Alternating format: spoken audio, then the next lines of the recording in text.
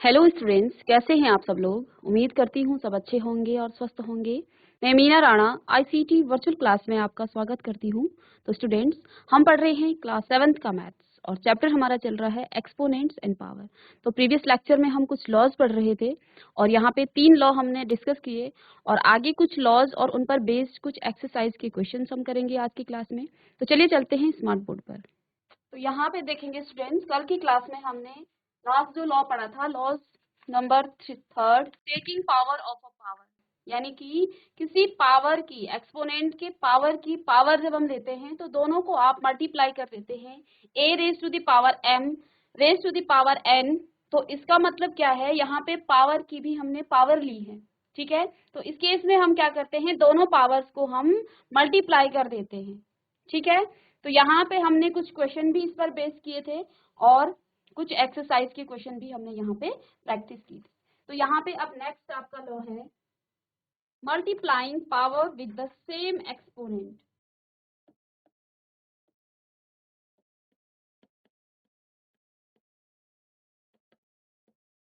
Multiplying power with the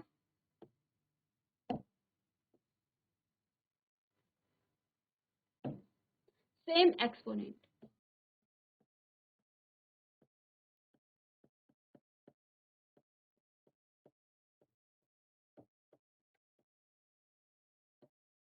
तो यहाँ पे नेक्स्ट है multiplying power with the same exponent, ठीक है। Multiplying power with the same exponent, इसका मतलब क्या है, यहाँ पर अब आपका बेस सेम ना होके यहाँ पे आपका जो सेम है वो क्या है, पावर अब सेम है, ठीक है। इसको आप पहले इस तरह से समझ सकते हैं। यहाँ पे देखिए a raise to the power m multiply by b raise to the power n m, क्योंकि पावर एक्सपोनेंट हम सेम कह रहे हैं ना यहाँ पे। तो यहाँ पे देखिए बच्चों, यहाँ पे हमने क्या कहा कि आपकी जब दो आपको बेस अलग अलग दे रखे हैं और दोनों की पावर सेम हो जाए तो उस केस में आप क्या कर देते हैं, इनकी बेस को आप मल्टीप्लाई कर देते हैं, यानी a मल्टीप्लाई बाय b और इनको मल्टीप्लाई करने के बाद कॉमन इनकी पावर लिख लेते हैं। इसको आप इस तरह से भी लिख सकते हैं ab raise to the power m। तो आपका जो लॉ है क्या कह रहा है, अगर आपके पास क्या है, यहाँ पे देखेंगे आपके पास क्या यहाँ पे दे रखा है, आपको a raise to the power m multiply by b raise to the power n। तो दोनों की पावर जब सेम होती है तो बेस को मल्टीप्लाई करके पावर को हम कॉमन ले लेते हैं, ठीक है। और इसको हम एक एग्जाम्पल से समझेंगे और कैसे किस तरह के क्वेश्चन हमें यहाँ पे सॉल्व करने हैं ये भी हम यहाँ पर देखेंगे, ठीक है।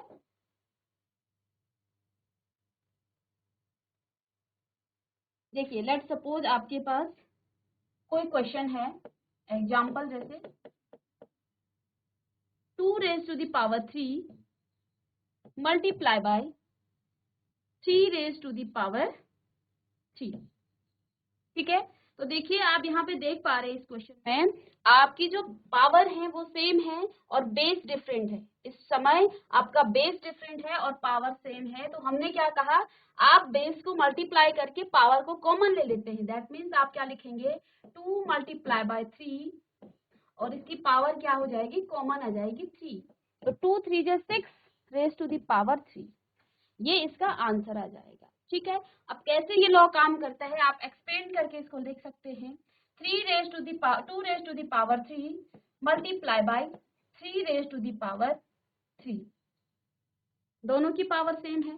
तो इस बात को आप क्या लिख सकते हैं, 2 को आपने 3 टाइम मल्टीप्लाई करना है, 2 multiply by 2 multiply by 2 and 3 को अगेन आप 3 टाइम मल्टीप्लाई करेंगे, 3 मल्टीप्लाई बाय 3 मल्टीप्लाई बाय 3, ठीक है।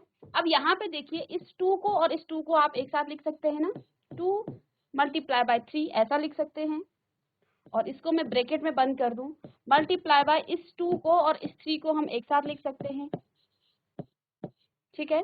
मल्टीप्लाई बाय इस 2 को और इस 3 को आप एक साथ लिख सकते हैं, 2 मल्टीप्लाई बाय 3, ठीक है। अब यहाँ पे आप देख पा रहे हैं 2 मल्टीप्लाई बाय 3, 2 मल्टीप्लाई बाय 3 और 2 मल्टीप्लाई बाय 3 टाइम्स आ गया है, तो इसको आप क्या लिखेंगे एक्सपोनेंट के फॉर्म में 2 multiply by 3 raise to the power 3, क्योंकि 3 टाइम्स ये आपके क्या हो रहा है मल्टीप्लाई हो रहा है। ठीक है, अब यहाँ से इसको सॉल्व कर लेंगे आप, 2 3 जा 6 multi raise to the power 3। तो इस तरह से आपका ये लॉ जो है काम करता है। ठीक है, तो इसको कॉपी कर लेंगे। इसी की तरह अगर किसी दूसरे एग्जांपल्स की हम बात करें, यहाँ पे लेट्स सपोज आपके पास कोई दूसरा एग्जांपल है। ठीक है, दूसरा एग्जांपल क्या है, 4 raise to the power 4 and multiply by 3 raise to the power 4। तो यहाँ पर देखिए लॉ क्या कह रहा है कि दोनों की जो पावर है एक्सपोनेंट, यहाँ पे हम पावर को क्या कह रहे हैं एक्सपोनेंट, दोनों की एक्सपोनेंट क्या है सेम है। और जब सेम एक्सपोनेंट होता है तो आप कॉमन ले लेते हैं और बेस को आप मल्टीप्लाई कर देते हैं। तो 5 मल्टीप्लाई बाय 3 और इसकी पावर हो जाएगा 4। ठीक है, तो यहाँ पे आप क्या लिख सकते हैं इसको 12 रेज टू दी पावर 4। ठीक है, लेकिन ये काम कैसे करता है, आप किस तरह से इसको लिख रहे हैं 4 raise to the power 4 multiply by 3 raise to the power 4। तो इसको आप क्या लिखेंगे 4 multiply by 4 multiply by 4 and multiply by 4, 4 times 4 and 3 multiply by 3 multiply by 3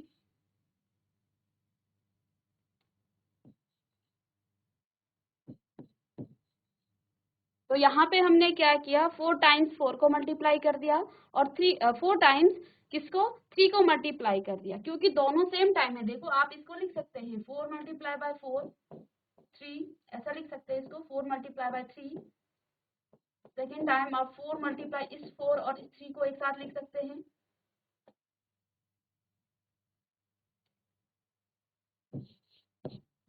ठीक है, multiply by 4 multiply by 3 multiply by 4 multiply by 3। ठीक है, अब यहाँ पे देखिए सारे आपके कवर हो गए, ये भी हो गया 4 multiply by 3 4 multiply by 3 4 multiply by 3 and 4 multiply by 3। तो इसको आप क्या लिख सकते हैं 4 मल्टीप्लाई बाय 3 और इस होल की पावर आप क्या लिखेंगे 3, क्योंकि 3 टाइम्स आया है। ठीक है, तो 3 लिखेंगे और फिर आप इसको यहाँ सॉल्व करके 4 3 से 12 रेज टू दी पावर 3। अब देखिए जब आप इसको लॉन्ग मेथड से करते तो फिर आपको इतना काम करना पड़ता और फिर आप इसको किस में एक्सपोनेंट फॉर्म में लिखते, लेकिन आपका जो लॉ है वो इस तरह से काम करेगा, डायरेक्ट आप लॉ के माध्यम से सीधे आप इसको इस तरह से सॉल्व कर सकते हैं। तो इसको कॉपी कर लेंगे।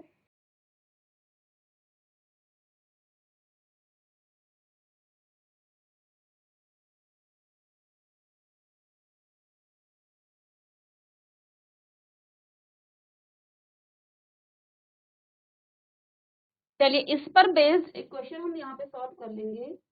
Express the following terms in the exponential form.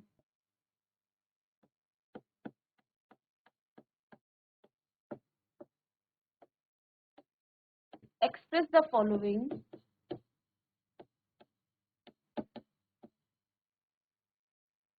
terms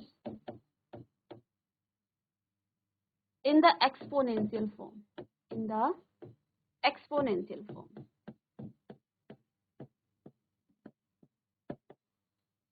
exponential form.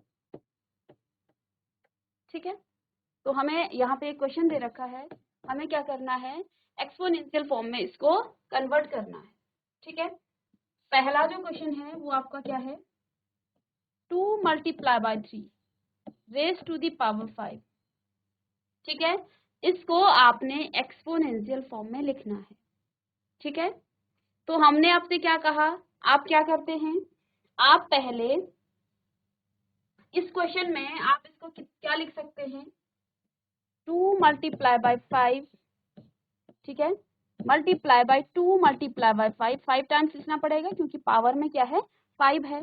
Multiply by 2 multiply by 5 again 2 multiply by 5 और मल्टीप्लाई बाय 2 मल्टीप्लाई बाय 5, ठीक है, 5 टाइम्स।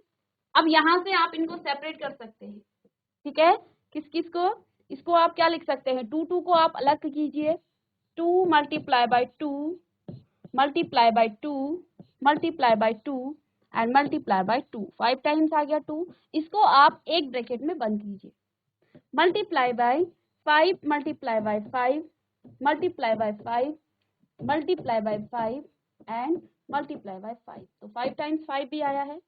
तो आपने क्या किया, इनको अलग अलग ब्रैकेट्स में इस तरह से डिस्ट्रीब्यूट कर दिया है, ठीक है। अब इसको हम क्या लिख सकते हैं, 2 5 टाइम्स मल्टीप्लाई हो रहा है, दैट मीन्स कि 2 raise to the power 5 multiply by, again यहाँ पर 5 आपका 5 टाइम्स क्या हो रहा है, मल्टीप्लाई हो रहा है, इसको भी हम लिखेंगे 5 रेज टू द पावर 5।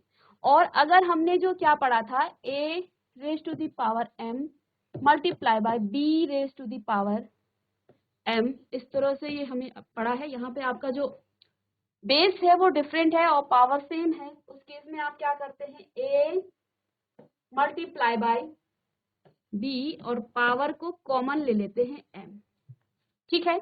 जब हम इस बात को ये लिख सकते हैं तो इसको आप ये नहीं लिख सकते हैं, बिल्कुल लिख सकते हैं, ठीक है, क्योंकि इक्वल टू का मतलब क्या है, अगर इस बात को ऐसा लिखा जा सकता है, a raise to the power m multiply by b raise to the power m को अगर a मल्टीप्लाई बाय b का होल पावर जो है m है, तो इसको हम ऐसा भी लिख सकते हैं। तो डायरेक्ट अगर आपको करना होता तो आप यहाँ पे इसको कैसे करते, 2 multiply by 3 raise to the power 5, ठीक है, दैट मीन्स इस तरह से ये आ रखा है, इस फॉर्म में दे रखा है और इसको एक्सपोनेंट फॉर्म में लिखना है, तो डायरेक्ट फॉर्मूले से आप क्या लिखते हैं, 2 raise to the power 5 multiply by 3 raise to the power, यहाँ पे आपका 5 आएगा, ठीक है, 5 कर लेंगे इसको, ठीक है। तो यहाँ पर भी आपका क्या है, 5 है,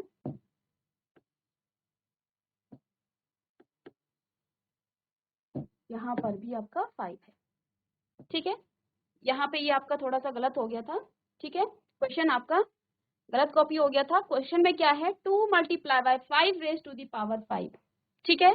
तो हमने क्या किया, यहाँ पे हमने 5 2 रेज टू द पावर 5 को कितने टाइम्स लिख लिया, हमने यहाँ पे 5 टाइम्स लिख लिया, क्योंकि ये 5 बार क्या हो रहा है, मल्टीप्लाई हो रहा है, ठीक है। यहाँ से हमने 2 को अलग कर दिया है और 5 को अलग कर दिया है, सेपरेट कर लिया है, ठीक है। तो इस बात को आप क्या लिख सकते हैं, जब आप इसे ये लिख सकते हैं तो इसको आप ये लिख सकते हैं, तो यहाँ से क्या हो जाएगा, 2 raise to the power 5 multiply by 5 raise to the power 5, ठीक है। तो डायरेक्ट अगर आप फॉर्मूला लॉ को यूज करें तो ये आपका आंसर डायरेक्ट यहीं पे आ जाता है, ठीक है। तो इसको कॉपी कर लेंगे,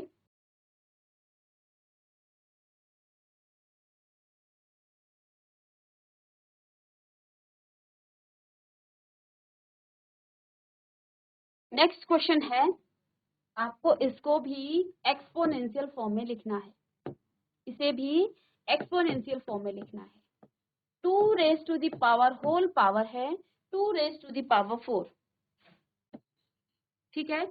इसका मतलब क्या है, आप क्या लिखेंगे, 2a multiply by 2a multiply by 2a और मल्टीप्लाई बाय 2a, 1 2 3 4, 4 टाइम्स आप इसको क्या लिखेंगे, 2a। यहाँ से आप 2 को सेपरेट कर सकते हैं, 2 multiply by 2 multiply by 2 multiply by 2, तो 2 आपका यहाँ पे 4 टाइम्स और मल्टीप्लाई बाय a को हम फिर से 4 time, a multiply by a multiply by a, ऐसा लिख सकते हैं। इसका मतलब क्या है, 2 raise to the power 4 multiply by a raise to the power 4, ठीक है।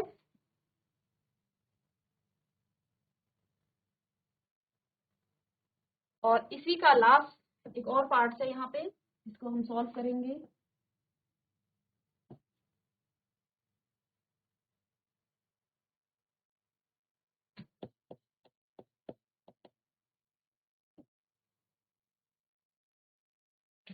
-4m raise to the power 3, बात को आप कैसे लिखेंगे, इसको हमने एक्सपोनेंशियल फॉर्म में लिखना है, तो हम इसे क्या लिख सकते हैं, इसे हम लिख सकते हैं, पहले तो आप इसको -4 मल्टीप्लाई बाय m इसको लिख सकते हैं, ऐसा लिख सकते हैं, इसकी power 3।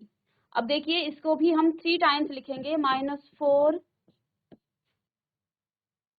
Multiply by m multiply by -4 multiply by m, 3 times लिखेंगे इसे, multiply by -4 multiply by m, 3 times लिखा।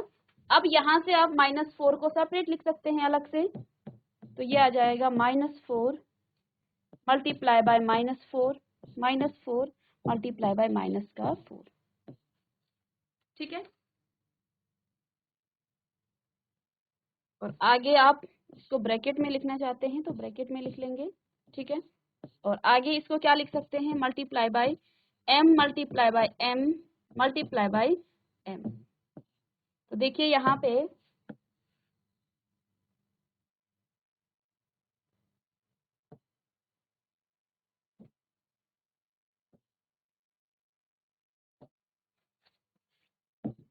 -4 3 टाइम्स आया है, तो -4 raise to the power 3 multiply by m raise to the power 3, इसको आप इस तरह से लिख सकते हैं, ठीक है।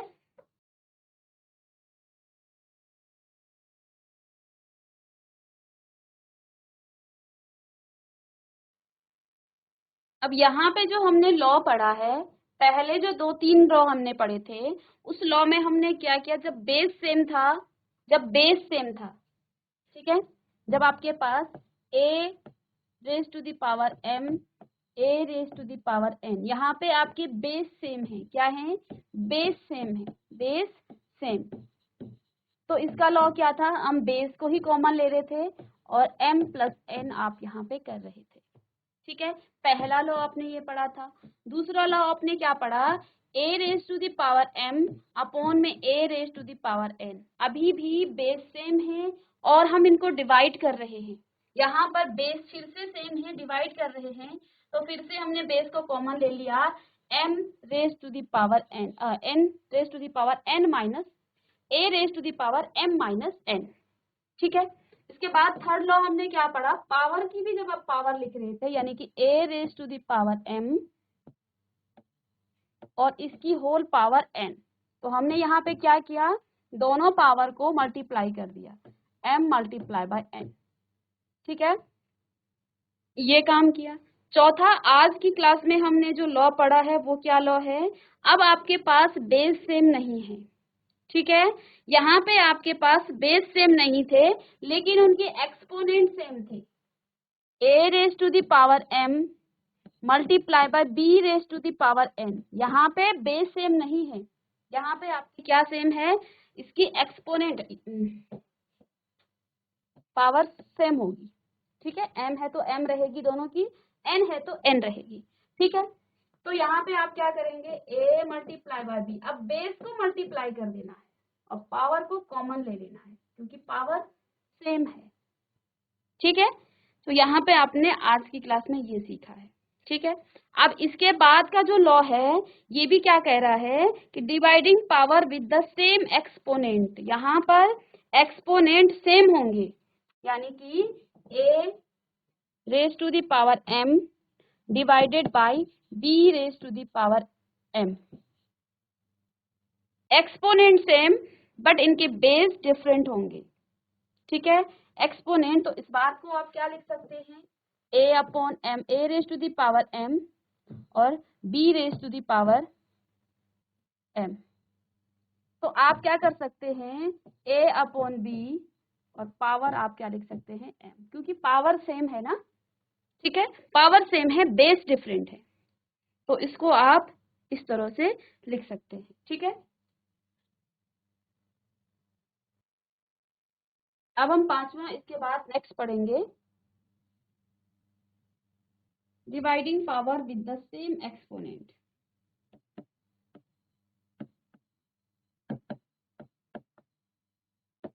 dividing power with the same exponent.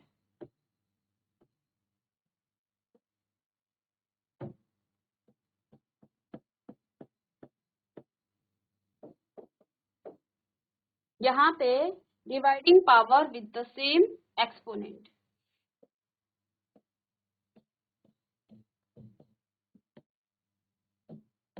इसका मतलब क्या है, अगर a कोई नंबर है, a raise to the power m, क्योंकि सेम एक्सपोनेंट की बात की गई है और आप डिवाइड कर रहे हैं, ठीक है, b raise to the power n, ठीक है, a raise to the power n m और divided by b raise to the power m। Power same है और पावर सेम है, इन पावर को आपने क्या करना है, डिवाइड करना है। तो इसको आप क्या लिख सकते हैं, a raise to the power m, m की जगह n भी हो सकता है, लेकिन पावर m से मतलब यहाँ पे इंटीजर से है, कोई भी इंटीजर हो सकता है, a raise to the power m और b raise to the power m। Same power है, सेम एक्सपोनेंट है, ठीक है। तो सेम एक्सपोनेंट जब आपके हो जाते हैं तो फिर हम इनको क्या करेंगे, इनकी जो पावर है आप इसे लिख सकते हैं a upon B raise to the power whole power of m। ये आपका लॉ है।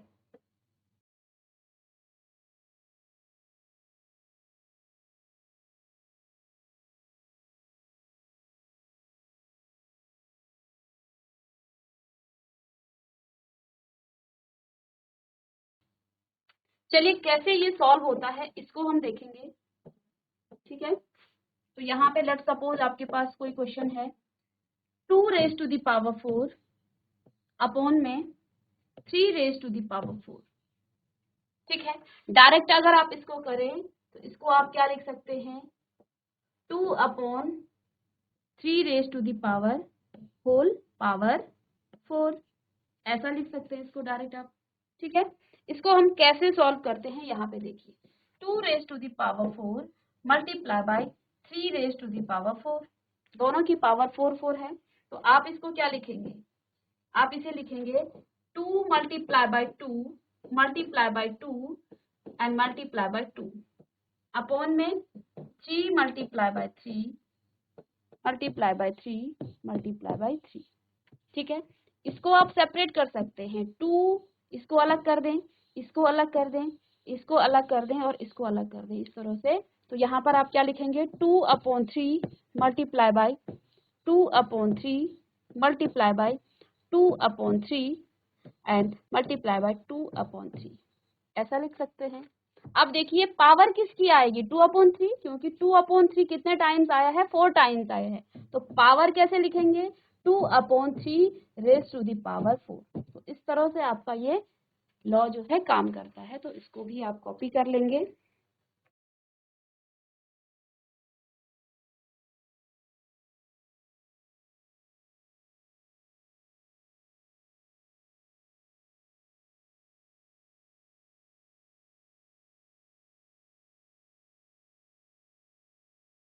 ऐसे ही अगर कोई दूसरा क्वेश्चन है, अब यहाँ पर हम क्या ले रहे हैं, यहाँ पर हम वेरिएबल्स लेंगे, a raise to the power 3 upon में b raise to the power 3। तो इस बात को भी आप क्या लिख सकते हैं, a multiply by a multiply by a upon में b multiply by b multiply by b, ठीक है, 3 टाइम्स। अब आप इसका एक ग्रुप बना लीजिए, इन दोनों को एक साथ लिख लीजिए और इन दोनों को एक साथ लिख लीजिए, ठीक है। तो इस तरह से आप लिख सकते हैं इसको, यानी कि इसे आप लिख सकते हैं a upon B multiply by a upon B multiply by a upon B, ऐसा लिख सकते हैं इसको। क्योंकि a अपॉन बी आपका 3 टाइम्स आया है, that means a upon B कितने टाइम्स आ गया है, 3 टाइम्स। तो इसको आप क्या लिख सकते हैं, a upon B raise to the power 3, ठीक है, a upon B raise to the power 3, ठीक है। और डायरेक्ट अगर आप इस लॉ से देखें तो यहाँ पे आपको क्या, सीधे आप क्या लिख लेंगे, a, क्योंकि पावर सेम दिख रही है यहाँ पे, तो इसको आप डायरेक्ट भी लिख सकते हैं, ठीक है। तो ये आपका 5th लॉ है। इसके बाद एक बहुत ही इंपॉर्टेंट यहाँ पे नोट करके हम लिखेंगे। कई बार आपने सुना होगा, हम क्या कहते हैं, किसी भी नंबर की जो पावर 0 होती है तो हम क्या कहते हैं कि 1 के इक्वल आता है। ठीक है, किसी भी एक्सपोनेंट या किसी नंबर की पावर भी, अगर यहाँ पे देखिए वेरिएबल्स की पावर अगर 0 है तो हम क्या कहते हैं, 1 आता है। ठीक है, अगर मैंने कहा 5 की पावर 0 है तो हम यहाँ पे क्या कह रहे हैं, 1 आ रहा है।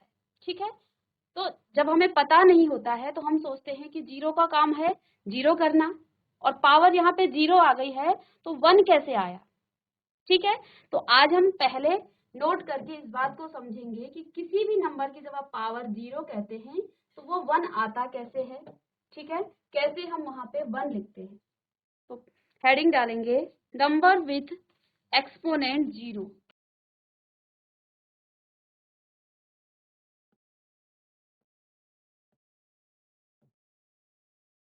नंबर विथ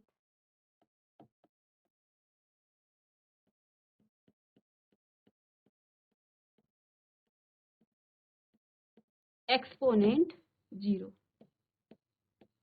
यानी एक ऐसा नंबर जिसका एक्सपोनेंट क्या हो, 0 हो। ठीक है, तो उसको आप, तो यहाँ पे देखिए एक एग्जाम्पल देखिए, इस बात को हम एग्जाम्पल से समझेंगे। ठीक है, कैसे, हम क्या कहते हैं, इसका मतलब यहाँ पे हम क्या कह रहे हैं, अगर a की पावर 0 है तो यहाँ पे 1 आता है, ये रूल है। ठीक है, ये रूल है और ये आप लिख लेते हैं बार बार। आगे की क्लासेस में जब आप जाएंगे तो वहां पे आप कहते हैं किसी भी नंबर की पावर 0 होती है तो आप उसको 1 लिखते हैं, लेकिन ये 1 आता कैसे है ये हम यहाँ पे समझेंगे। तो देखिए एग्जाम्पल से समझेंगे। यहाँ पे 3 raise to the power 5 upon में 3 रेज टू द पावर 5। ठीक है, अब यहाँ पे हम कोई लॉ यूज नहीं करेंगे, हम इसको सिंपली जैसे हम एक्सपोनेंट को खोलते हैं ऐसे ही खोलेंगे। ठीक है, मैंने क्या कहा, देखिए लॉ अगर आप यहाँ पे यूज करते हैं तो देखिए लॉ से यहाँ पे क्या आ जाए, हमने क्या कहा, बेस सेम है और जब दो नंबर डिवाइड होते हैं तो उनकी पावर क्या हो जाती है, पावर उनकी क्या हो जाती है, माइनस हो जाती है। यहाँ पर आप क्या कर लेंगे, 3 raise to the power 5 minus 5, यानी कि यहाँ पे आंसर कितना आ रहा है, 3 रेज टू दी पावर 0। ठीक है, अब इस 0 की वैल्यू 1 कैसे आती है ये हम यहाँ से समझेंगे। ठीक है, और ये 1 के इक्वल आता है लॉस। तो आपका ये है कि यहाँ पर a आपका क्या है, where a is an integer, यहाँ पर कोई भी इंटीजर हो सकता है। ठीक है, कोई भी आपका ये a इंटीजर हो सकता है, लेकिन इसकी पावर जब आप 0 कर देते हैं तो वो 1 के इक्वल आता है। अब यहाँ पे हमने कौन सा रूल लगाया, रूल भी लिखेंगे कि a raise to the power m upon में a raise to the power, देखिए पावर इनकी सेम हो गई है। ठीक है, तो कौन सा रूल लगाएंगे आप, बेस सेम वाला पावर रूल लगाएंगे। तो यहाँ पे क्या आ जाएगा, a raise to the power m माइनस m, और ये कितना आ जाएगा, a raise to the power 0। ठीक है, अब यहाँ पे इसको हम सॉल्व करके बताएंगे कि ये 1 कैसे आता है। ठीक है, ये तो आपका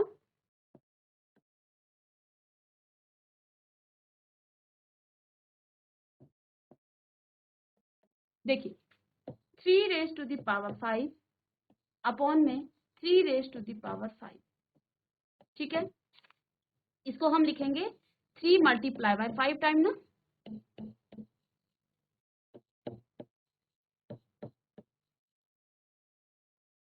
थ्री को आपने 5 टाइम मल्टीप्लाई किया और नीचे भी सेम है तो यहाँ भी आप सेम प्रोसेस करेंगे। ठीक है, अब यहाँ पे देखिए अगर आप इस फॉर्म में इसको ले जाएं तो देखिए यहाँ पे क्या आ जाएगा, पावर क्या होगी, घट जाएगी। ठीक है, अगर इस 3 से 3 1 जे 3, 3 1 जे 3 आप इस तरह से डिवाइड करते, 3 1 जे 3, 3 1 जे 3, 3 1 जे 3, 1 मल्टीप्लाई बाय 1 मल्टीप्लाई बाय 1 आपका 1 आ जाएगा, 1 अपॉन 1। और 5 टाइम्स आप 1 को मल्टीप्लाई करेंगे, नीचे भी 5 टाइम मल्टीप्लाई करेंगे 1 को, तो 1 ही आना है और बाद में भी आपका 1 ही आना है, आंसर आपका 1 ही आएगा। ठीक है, तो यानी कि यहाँ पे आपका आंसर कितना आ रहा है, 1 आ रहा है। ठीक है, इसलिए इस रूल से आपके पास कोई भी नंबर हो, जब आपके पास कोई ए है, एक जहां पर आपका इंटीजर है, ए की पावर 0 का मतलब 1 होता है। ठीक है, इसका मतलब कि उसकी क्या एक्सपोनेंट और बेस दोनों सेम है, तो पावर 0 आ जाएगी और आंसर आपका 1 आएगा। ठीक है,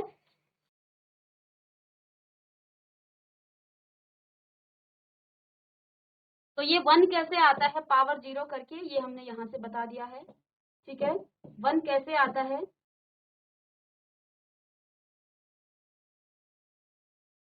और इस पर बेस्ड नेक्स्ट क्वेश्चन में, नेक्स्ट लेक्चर में हम क्वेश्चन सॉल्व करेंगे।